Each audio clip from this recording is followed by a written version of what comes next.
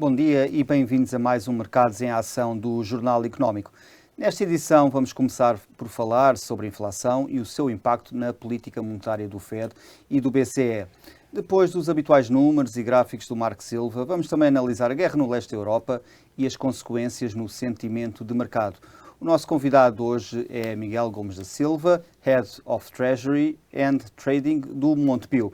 Miguel, bem-vindo de volta ao programa. Obrigado. Obrigado pelo convite. Vamos começar aqui por analisar os últimos dados referentes à inflação, que não vislumbram aqui um abrandamento para breve do aumento de preços, tanto para o consumidor como para o produtor. Como é que analisa estes dados? Antes de mais, a origem da inflação, que é causada pelo chamado efeito de gargalo de garrafa, ou seja, com a indústria, de forma generalizada a nível mundial, a ter sido estrangulada depois da pandemia. É preciso perceber que o efeito que a pandemia teve na produção a nível mundial foi de um forte abrandamento, derivado também de uma quebra brusca do consumo. As empresas, as indústrias, tiveram que rapidamente fazer o rescaling, portanto, reduzir aquilo que era a produção, e o arranque novamente para restabelecer os níveis de produção é mais lento do que aquilo que se possa pensar.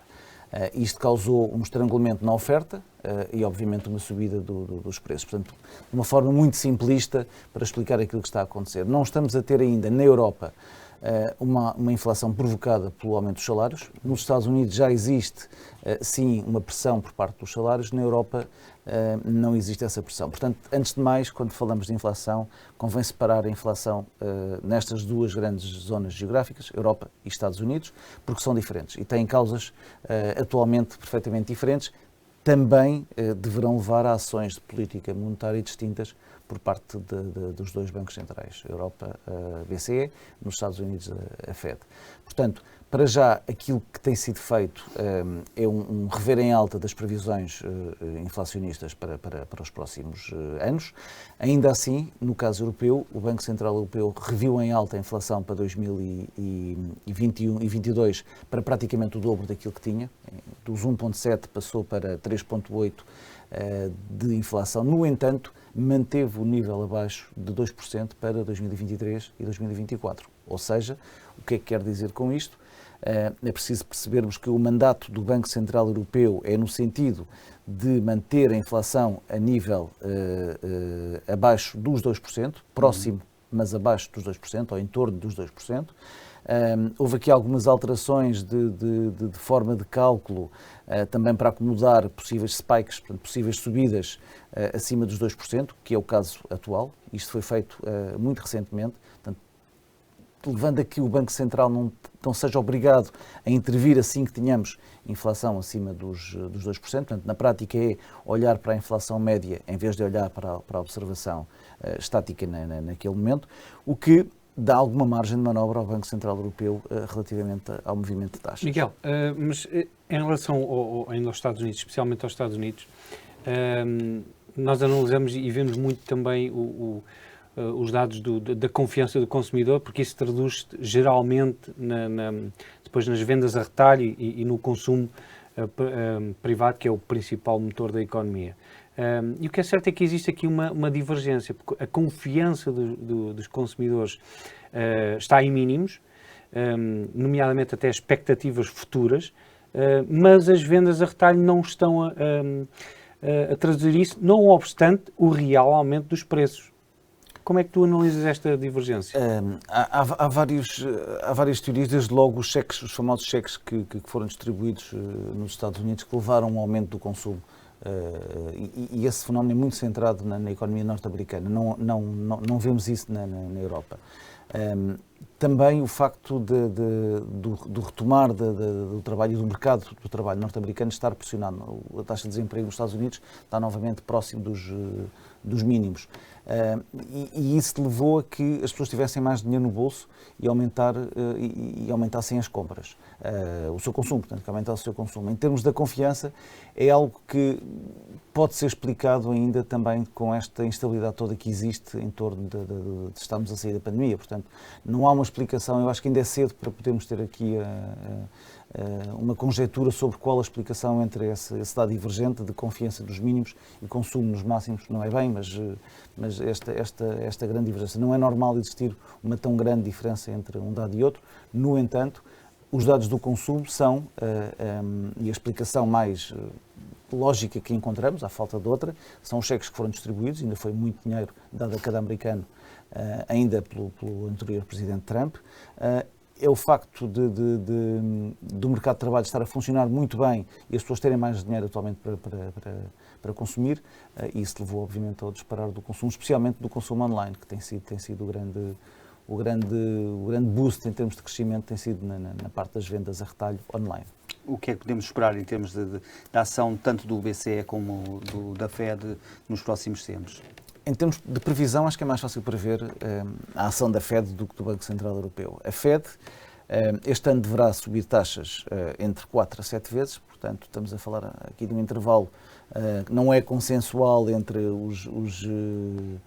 quem faz as previsões do número de subidas, porque aquilo que foi o discurso do Sr. Powell foi que eles poderiam subir de forma consecutiva, que seria mais rápido do que no passado, ou poderia ser mais rápido do que foi no passado.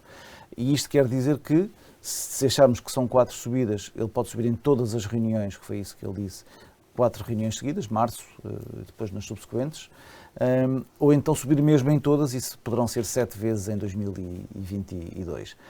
7 vezes a subida significa repor exatamente o nível que estava pré-pandemia. Portanto, não nos esqueçamos que em março de 2020 a Fed fez 2 grandes cortes de taxas, de 150 pontos base no total, portanto estamos a falar de 1,5% de corte de taxas. O Banco Central Europeu não teve essa necessidade porque as taxas já estavam a zero. Portanto, aquilo que nós poderemos ter no final deste ano é, em termos de taxas de bancos centrais, taxas de referência, chamadas taxas de referência dos bancos centrais, o BCE exatamente no mesmo sítio onde estava em março de 2020, antes da pandemia, e a Fed também exatamente no mesmo sítio onde estava antes da pandemia. Portanto, acho que é isto que o mercado espera, pelo menos. Agora, há aqui também dois discursos que não são ainda, pelo menos não permitem com alguma segurança prever se poderemos ter subidas mais do que o repor do nível anterior na Fed e subir, nem que seja a taxa de depósito no Banco Central Europeu, que tem a ver com o nível de inflação.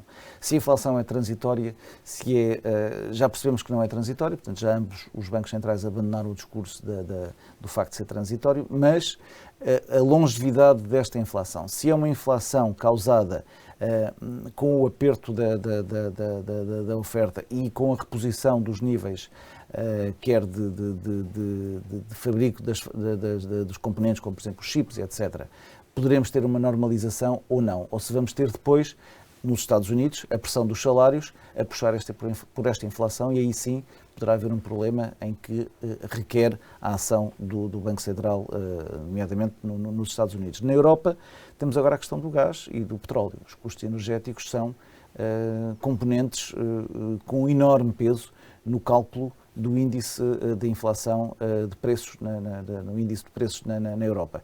E isto é algo que ninguém consegue prever, porque se tivermos um arrastar da situação atual de geopolítica, poderemos ter... Miguel, deixa-me só fazer uma pergunta antes de irmos para o intervalo, rápida. O que é que achas que irá ter mais impacto nos mercados? A subida dos juros ou a redução da liquidez ou do balanço, por exemplo, da Fed? A redução do balanço na Europa é fundamental para países como, por exemplo, Portugal. Fundamental no sentido em termos de importância. Negativo. Negativo, obviamente. Para nós, Portugal, os países do Sul mais endividados, somos nós, os espanhóis e os italianos, dependemos atualmente fortemente das compras do Banco Central Europeu. Mais de 1/3 da nossa dívida pública, para não dizer cerca de 40% mesmo, está nas mãos do Banco Central Europeu. Se nós deixarmos de repente de ter este investidor, entre aspas, mas é um investidor, teremos que ir à procura de novos investidores. Para isso, os juros terão que subir para nos tornarmos mais apelativos. Para isso tem que haver crescimento. Nos Estados Unidos, o balanço da Fed já fez um tightening há uns anos atrás, portanto, eles já têm a experiência da redução de compras de ativos. Portanto, a subida dos juros poderá ser mais problemática ou ter mais impacto nos Estados Unidos. A redução do balanço poderá ser mais prejudicial na Europa, mais do que uma subida de juros. Miguel, obrigado. Vamos agora para um breve intervalo e voltamos já.